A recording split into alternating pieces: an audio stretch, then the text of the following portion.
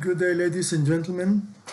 I'm going to tell you some of my memories from the Long March, which I took place in 2005, 70 years after the Long March, the original one, took place. I wanted to walk across, see the Long March, understand the leadership. That was the main reason why I wanted to do it. I wanted to see the scenery of China. I wanted to see ancient China. So all came in one go. There were many events along the Long March because it took place, it lasted about 1 year. 1 year where 80,000 Red Army soldiers have to cross China to escape from the nationalists that chased them every day, every night, everywhere. And they had an idea in mind. It is not just retreat of an army. It is let us go reach a safe place in the northern part of China, and then there will be, maybe years later, there will be a change in the government of China, in the governing of China. This is a long dream, and only I think special people can think so far. The special events that could stop the movement of the Red Army took place in two crossings in China. One was the Shang or Xiang, I don't know if I pronounce it the right way, but that was standing water that you have to cross them from east to west. And the nationalists understood if we let the Reds cross, they might be able to even go further on, and the fight will never end. It took 1 week of fighting. The number of casualties on both sides was huge. But you could see who was more decisive, the Red Army or the nationalists. And the Red Army were more decisive in crossing because if not, it will be the end of the Red Army. And for the nationalists, they did not show decisiveness because it was not a life or death. It is just a group of people who are trying to escape. Okay, either we block them, half of them, and if not, if they cross the river, they are still blocked in China. And they are blocked because the Yangtze is cutting China, of course, as you know it, from west to east. If you don't cross the Yangtze north, you are in the hands of the nationalists, whatever you do. So that was the first test. Then they managed to cross. And the second, I mean, okay, now we are on the western side of the Shang. What do we do now? The only way that we can do is try to cross the Yangtze. But the nationalists, they know the topography, they know what will be the move of the Red Army. And the Red Army will try to cross the Yangtze in the only one place possible. And that place was taken by the nationalists. So what do you do now? The possibilities are limited. If you want to keep on fighting, you have to get over the Yangtze.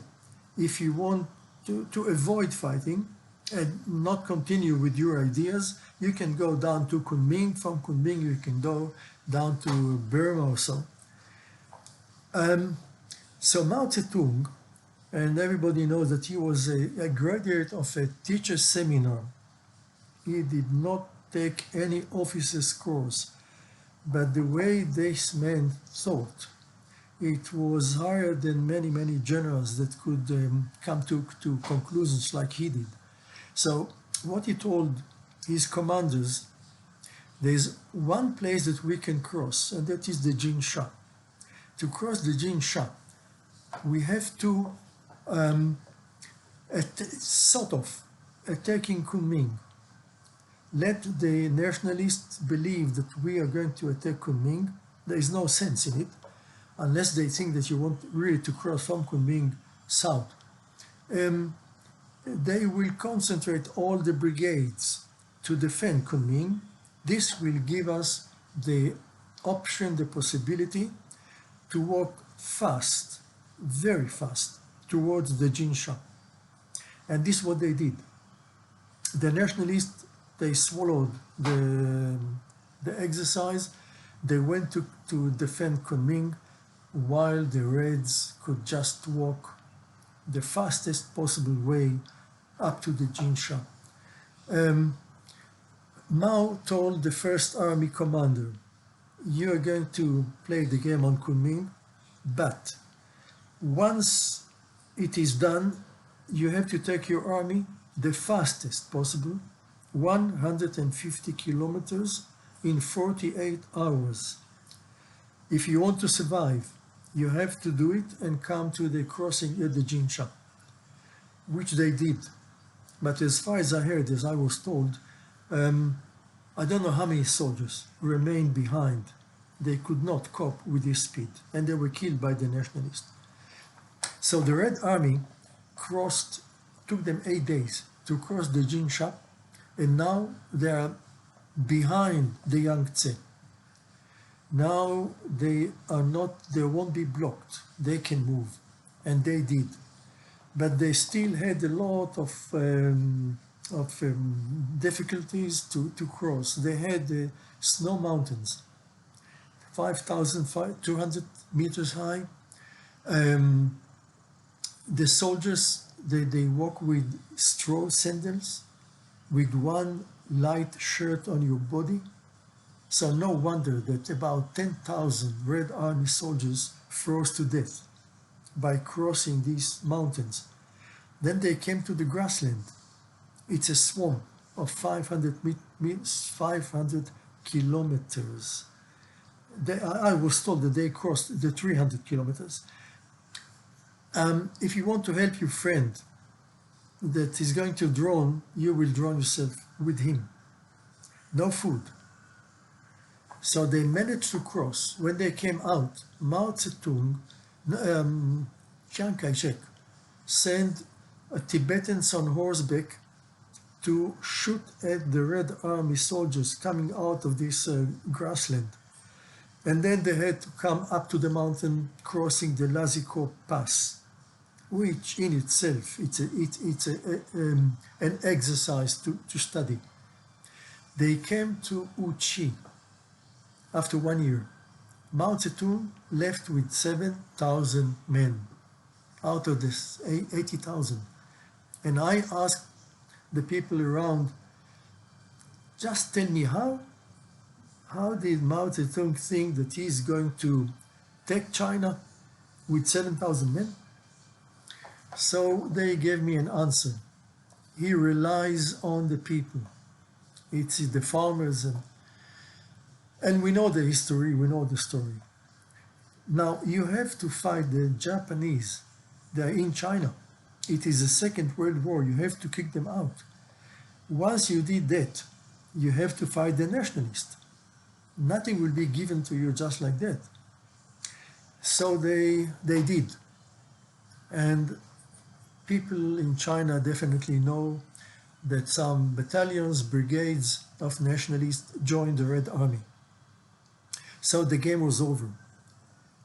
Chiang with his people left to Taiwan, and the Reds took over in 1949. This is a lesson of leadership of the first rate, I think.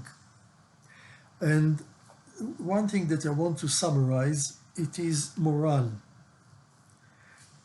You can have the best weapons possible. Without morale, you will achieve nothing. Your soldiers will not follow you.